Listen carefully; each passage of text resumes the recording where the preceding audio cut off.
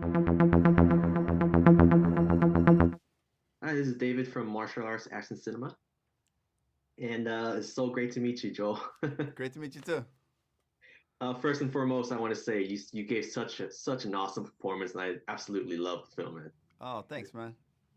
Yeah. Appreciate So, that. I mean, before coming onto this project and knowing like there's absolutely no dialogue, how did you prepare for the role? It must be a pretty unique experience with this No, project. it really was, and for the sort of dramatic parts of the role, it didn't, take that much preparation. I mean, I did, study the script more than I usually do because, I realized I have to be much more detailed in what each scene is about because I don't have the luxury of having words to explain. So I went in much deeper in like defining what the story of each scene was. What was the sort of inner journey? Because I have to create sort of an inner dialogue in the scenes for the eyes to come alive and tell the story.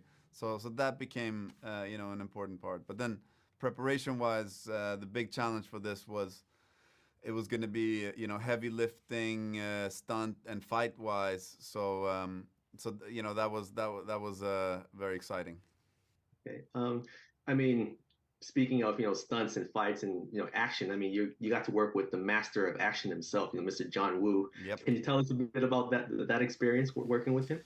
Yeah, I mean, it was incredible to watch John, tell the story of each scene and how he moves the camera and his ideas and he had also like he hasn't been in Hollywood for 20 years, but he came in and I think part of John's genius too is he's very good at assembling a team and understanding like who to listen to and like film is a collaborative art form and the team that we were able to pull together on this movie was incredible and he really let for example Jeremy Marinas who was the fight coordinator on this film and I believe he's gonna be next generation action filmmakers. um, yeah, let all these like young guns come up and bring their best stuff to the table and I think that's why the action in this film also feels very modern, present.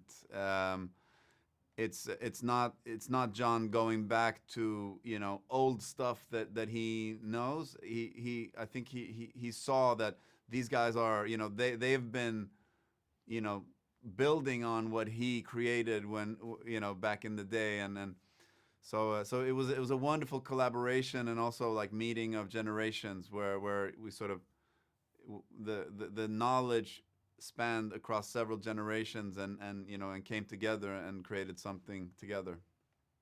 So were you familiar with his earlier work, like from Hong Kong and Oh yeah, how? yeah, for sure. Yeah, of Yeah, yeah. course. So Yeah.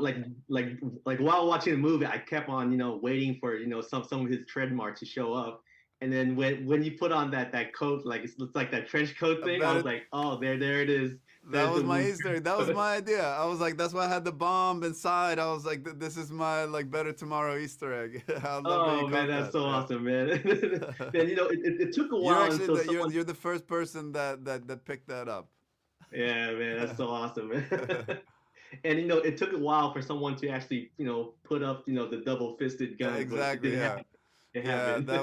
that was Scott, Kid Cudi. He was like, I have to, I have to, I have to, you have to let me woo woo it, with two guns. Well, one last question. I gotta wrap up, but there's this end for the finale. There's this crazy action scene that you're going up the stairway. How Yeah, fun was that to shoot, and how long did it take to shoot? yeah, that was tough. I think we did. I think it took us 2 or 3 days to shoot it. At least 2 days. Yeah, that was a very tough, very demanding sequence. It's also we shot it in Mexico City, so it's at elevation, so you get tired. I remember the first time we rehearsed it, and I was like, "Fuck, I thought I was in better shape than this." But it really it gets to you the elevation in Mexico City.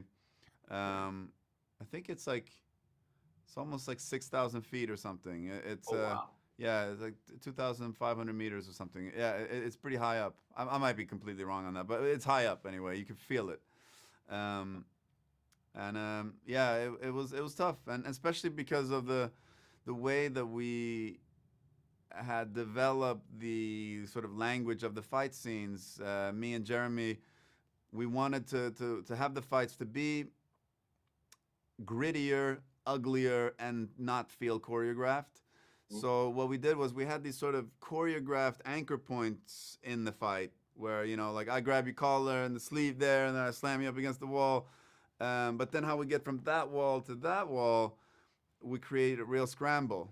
And because I trained so much with the stunt guys, and we would do, regularly do like light sparring and Muay Thai and hard sparring and jiu-jitsu.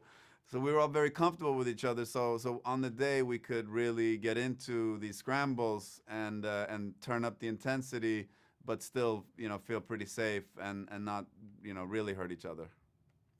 Well, everything turned out great. It's such an excellent film, and this Silent Night's definitely going to be my annual Christmas film that I'm going to be watching every year. Nice, nice. Well, Cool. thank you so much, Joe. My time Thank is you, man. up, but thank you Appreciate so it. much for your time.